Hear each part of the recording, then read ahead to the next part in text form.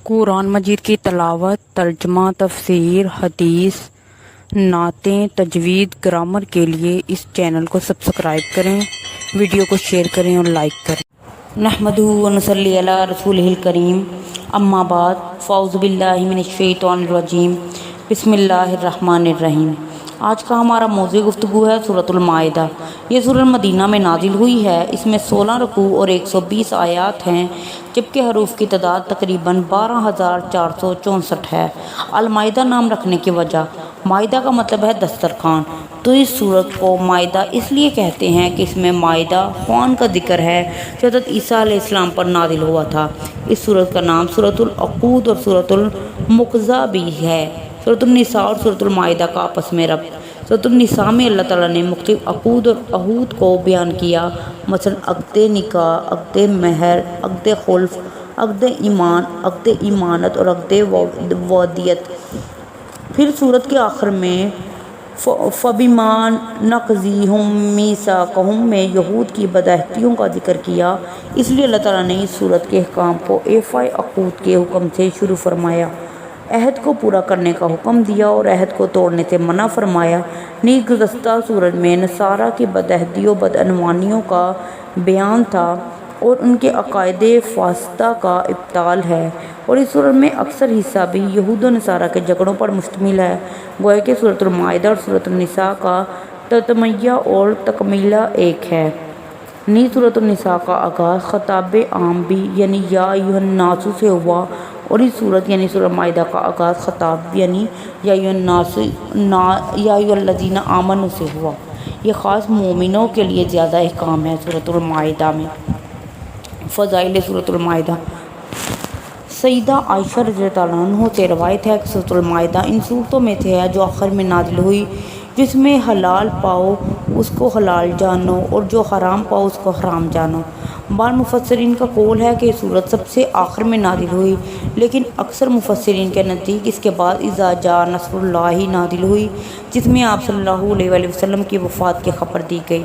سیدہ اسماء بنت یزید فرماتی ہیں کہ میں نبی اکرم صلی اللہ علیہ وآلہ وسلم کی اونٹنی عذبہ کی نکیل تھامنے ہوئی تھی کہ آپ صلی اللہ علیہ وآلہ وسلم پر سورۃ المائدہ نازل ہوئی۔ قریب تھا کہ اس بوجھ سے اونٹنی کے بازو ٹوٹ جائیں۔ مستدرک حاکم میں یہ ہے کہ سیدنا جبیر بن نذیر فرماتے ہیں کہ میں حج کے لیے گیا، وہاں سیدہ عائشہ رضی اللہ عنہا کی خدمت میں حاضر ہوا تو آپ نے مجھ سے فرمایا تم سورۃ المائدہ پڑھا کرتے ہو؟ میں نے کہا ہاں۔ فرمایا سنو، جب سے آخر میں یہی سورت نازل ہوئی ہے، اس میں جس چیز کو حلال پاؤ اس کو حلال ہی سمجھو اور اس میں جس چیز کو حرام پاؤ اس کو حرام ہی جانو۔ مہربانی کر کے اس چینل کو سبسکرائب کریں اور ساتھ لگے بیل آئیکن کو دبائیں تاکہ ہر نئی ویڈیو آپ کو سب سے پہلے دیکھنے کو ملے۔ زمانہ نزول۔ سورت کے مضامین سے ظاہر ہوتا ہے اور روایت سے اس کی تصدیق ہوتی ہے کہ یہ صلح حدیبیہ کے بعد 6 ہجری کے آخر یا 7 ہجری کے اوائل میں نازل ہوئی ہے۔ ذی القعدہ 6 ہجری کا واقعہ ہے کہ نبی صلی اللہ علیہ وآلہ وسلم 1400 مسلمانوں کے ساتھ عمرہ ادا کرنے کے لیے مکہ تشریف لے گئے، مگر کفار قریش نے عداوت کے جوش میں عرب کی قدیم ترین مذہبی روایت کے خلاف آپ کو عمرہ نہ کرنے دیا، اور بڑی رد و قد کے بعد آپ یہ بات قبول کی کہ آئندہ سال آپ زیارت کے لیے آ سکتے ہیں۔ اس موقع پر ضرورت پیش آئی کہ مسلمانوں کو ایک طرف تو زیارت کعبہ کے لیے سفر کے آداب بتائے جائیں تاکہ آئندہ سال عمرے کا سفر پوری اسلامی شان کے ساتھ ہو سکے، اور دوسری طرف انہیں تاکید کی جائے کہ دشمن کافروں نے ان کو عمرے سے روک کر جو زیادتی کی ہے اس کے جواب میں وہ خود کوئی ناروا زیادتی نہ کریں، اس لیے کہ بہت سے کافر قبیلوں کے حج کا راستہ اسلامی مقبوضات سے گزرتا تھا اور مسلمانوں کے لیے ممکن تھا کہ جس طرح انہیں زیارت کعبہ سے روکا گیا ہے اس طرح وہ بھی انہیں روک دیں گے۔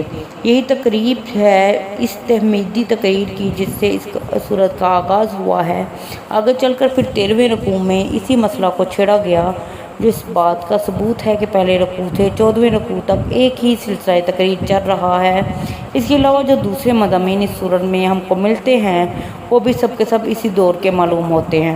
یہ پوری سورت ایک ہی خطبہ پر مشتمل ہے جو بیک وقت نازل ہوا ہوگا۔ ہو سکتا ہے کہ متفرق طور پر بعض آیتیں بعد میں نازل ہوئی ہوں اور مضمون کی مناسبت سے ان کو اس صورت میں مختلف مقامات پر بے بس کر دیا گیا ہو، لیکن سلسلہ بیان میں کہیں کوئی خفیف سا خلا بھی محسوس نہیں ہوتا جس سے یہ قیاس کیا جائے کہ سورت 2 یا 3 خطبوں کا مجموعہ ہے۔ شان نزول: درج ذیل حالات کے پیش نظر سورۃ المائدہ نازل ہوئی سورۃ آل عمران اور سورۃ النساء کے زمان نزول سے اس سورت کے نزول تک پہنچتے پہنچتے حالات میں بہت بڑا تغیر واقع ہو چکا تھا۔ یا تو وہ وقت تھا کہ جنگ احد کے صدمہ نے مسلمانوں کے لیے مدینہ کے قریبی ماحول کو بھی پرخطر بنا دیا تھا، یا اب یہ وقت آ گیا کہ عرب میں اسلام ایک ناقابل شکست طاقت نظر آنے لگا اور اسلامی ریاست ایک طرف نجد تک، دوسری طرف شام کی حدود تک، تیسری طرف ساحل بحر احمر تک اور چوتھی طرف مکہ مکرمہ کے قریب تک پھیل گئی۔ احد میں جو زخم مسلمان نے کھایا تھا وہ ان کی ہمتیں توڑنے کے بجائے اس کے عزم کے لیے ایک اور تازیانہ ثابت ہوا۔ وہ زخمی شیر کی طرح بپھر کر اٹھے اور 3 سال کی مدت میں انہوں نے نقشہ ہی بدل کر رکھ دیا۔ ان کی مسلسل جدوجہد اور سرفروشیوں کا ثمرہ تھا کہ مدینہ کے چاروں طرف 150-200 میل تک تمام مخالف قبائل کا زور ٹوٹ گیا تھا۔ مدینہ پر جو یہودی خطرہ ہر وقت منڈلاتا رہتا تھا اس کا ہمیشہ کے لیے استحلال ہو گیا، اور حجاز کے دوسرے مقامات پر بھی جہاں جہاں یہودی آباد تھے سب مدینہ کی حکومت کے باز گزار بن کر رہ گئے۔ اسلام کو دبانے کے لیے قریش نے آخری کوشش غزوہ خندق کے موقع پر کی تھی اور اس میں وہ سخت ناکام ہوئے۔ اس کے بعد عرب کو اس امر میں کوئی شک نہ رہا کہ اسلام کی یہ تحریک اب کسی کے مٹائے نہیں مٹ سکتی۔ اب اسلام محض ایک عقیدہ مسلک ہی نہ تھا جس کی حکمرانی صرف دل و دماغوں تک محدود ہو، بلکہ وہ ایک ریاست بھی تھا جس کی حکمرانی عملاً اپنے حدود میں رہنے والے تمام لوگوں کی زندگی پر محیط تھی۔ اب مسلمان اس طاقت کے مالک ہو چکے تھے کہ جس مسلک پر وہ ایمان لائے تھے بے روک و ٹوک اس کے مطابق زندگی بسر کر سکے اور اس کے سوا کسی دوسرے عقیدہ و مسلک یا قانون کو اپنا دائرہ حیات میں دخل اندوز ہونے نہ دیں۔ پھر ان چند برسوں میں اسلامی اصول اور نقطۂ نظر کے مطابق مسلمانوں کی اپنی ایک مستقل تہذیب بن چکی تھی جو زندگی کی تمام تفصیلات میں دوسروں سے الگ اپنی ایک امتیازی شان رکھتی تھی۔ اخلاق، معاشرت، تمدن، ہر چیز میں اب مسلمان غیر مسلموں سے ممتاز تھے۔ تمام اسلامی مقبوضات میں مساجد اور نماز با جماعت کا نظم قائم ہو گیا تھا۔ ہر بستی اور ہر قبیلے میں امام مقرر تھے۔ اسلامی قوانین دیوانی و فوجداری بڑی حد تک تفصیل کے ساتھ بن چکے تھے اور اپنی عدالتوں کے ذریعے سے نافذ کیے جا رہے تھے۔ لین دین اور خرید و فروخت کے پرانے معاملات بند اور نئے اصلاح شدہ طریقے رائج ہو چکے تھے۔ وراثت کا مستقل ضابطہ بن گیا تھا۔ نکاح اور طلاق کے قوانین، پردہ شرعی اور استحضاء، ان کے احکام، زنا اور قذف کی سزائیں جاری ہونے سے مسلمانوں کی معاشرتی زندگی ایک خاص سانچے میں ڈل گئی تھی۔ مسلمانوں کی نشست و برخاست، بول چال، کھانے پینے، وضع و قطع اور رہنے سہنے کے طور طریقے اپنی ایک مستقل شکل اختیار کر چکے تھے۔ اسلامی زندگی کی ایک ایسی مکمل صورت گیری ہو جانے کے بعد غیر مسلم دنیا اس طرف سے قطعی مایوس ہو گئی تھی کہ یہ لوگ جن کا اپنا ایک الگ تمدن بن چکا تھا پھر کبھی ان میں آ ملیں گے۔ صلح حدیبیہ سے پہلے تک مسلمانوں کے راستے میں ایک بڑی رکاوٹ یہ تھی کہ وہ کفار قریش کے ساتھ ایک مسلسل کشمکش میں الجھے ہوئے تھے اور انہیں اپنی دعوت کا دائرہ کار وسیع کرنے کی مہلت نہ ملتی تھی۔ اس رکاوٹ کو حدیبیہ کی ظاہری شقت اور حقیقی فتح نے دور کر دیا۔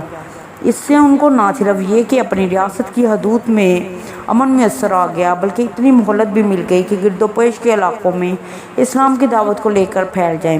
چنانچہ اس کا افتتاح نبی صلی اللہ علیہ وآلہ وسلم نے ایران، روم، مصر اور عرب کے بادشاہوں اور رئیسوں کو خطوط لکھ کر کیا اور اس کے ساتھ ہی قبیلوں اور قوموں میں مسلمانوں کے داعی خدا کے بندوں کو اس کے دین کی طرف بلانے کے لیے پھیل گئے۔